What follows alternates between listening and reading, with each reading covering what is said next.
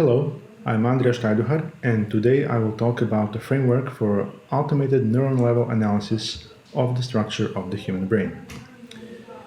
We can say that the aging of the brain can be characterized by the loss of neuronal elements, such as neurons and synapses. Since it is known that brain's function is defined by its structure, we can ask which changes are normal or which changes are an indication of a disease. These changes are often subtle histological, cellular, and molecular changes. And since many of these mechanisms are not very well understood, they can only be detected by quantification. However, precise measurements are difficult to make, since they are still in the manual domain of stereology, which is subjective, has limited capacity of processing histological slides, and provides a big error in estimation. So therefore, there is a need for automation and introducing more objectivity in characterization of these subtle changes in aging processes. With the advent of digital ultra-high resolution imaging, it was possible to develop a framework for fast and objective analysis of histological images of the brain. First of all, we wanted to precisely detect each neuron in the section. Therefore, we can count them in the whole histological section and provide a detailed number and precise number of these neurons. Here we want to model the dye uptake in the cell and remove noise such as small image variations and keep the local minima to identify a single local minimum for each neuron and obtain precise neuron locations. This is done using partial differential equations, which introduced a new approach in digital image processing. They offer strong theoretical background and the ability to develop new filters. In this research, we used paranomalic model, which offers image smoothing without image degradation on important elements of image, such as edges. Here on the left-hand side, we see the unprocessed image with many local minima present for each neuron. On the right-hand side, we see after processing the image, we can see that the only single minima remains for each neuron. Notice how the closely located neurons are not fused into single blobs, as it is often the case with other similar methods. With this, we can also produce a precise segmentation of neuronal bodies and their 3D localization within a histological slide. By scanning in multiple focal planes, we can measure variation of localization as a measure of sharpness, and then decide in which focal plane neuron seems the most sharp. Here, we did spline interpolation for more realistic 3D visualization, shown here on the right side.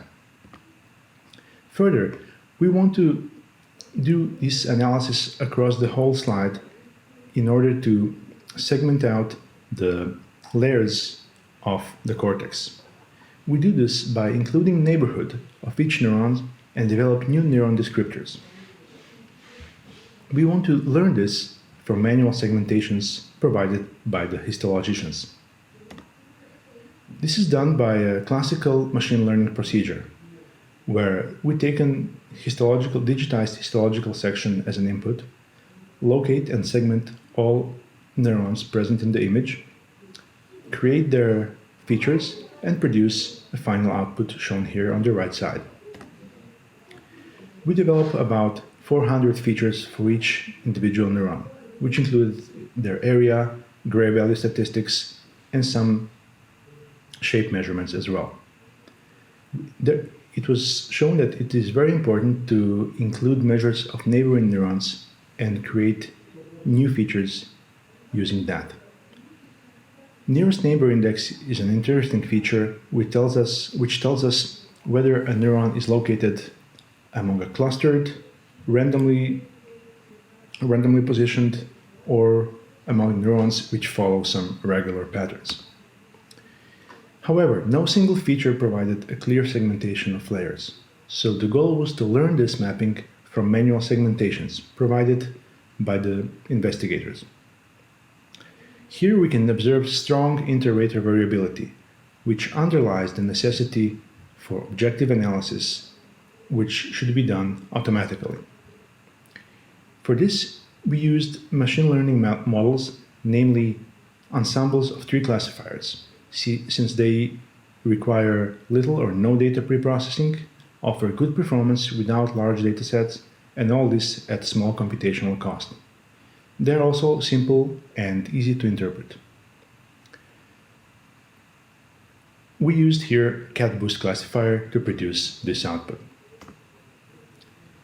This approach offers an analysis of feature attribution, or which feature contributed most, for instance, for a neuron of layer 6 to be identified as a neuron of layer 6 and not as a neuron of layer 1. We can see this at this image on the bottom left. SHAP analysis, which we used for that, is model agnostic descriptor, which is accurate and interpretable. It also offers feature interaction effects to be observed, as well as to analyze feature attributions at model level and also at instance level for each individual neuron. In future, we want to employ end-to-end learning, where we will not have to handcraft features for neurons, but they will rather be developed and learned by a deep neural network, for instance. We also want to model interactions between neurons and networks using graph convolutional neural networks.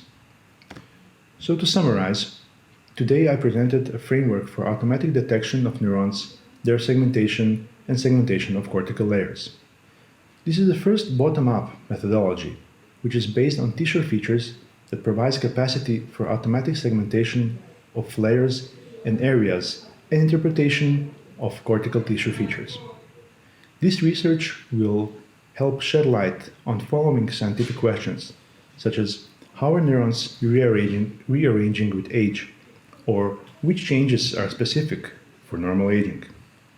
We can also ask, how does loss of neuronal elements affect neuronal populations in different areas of the brain, or which changes of cytoarchitecture occurs in which different aging-related neurodegenerative diseases.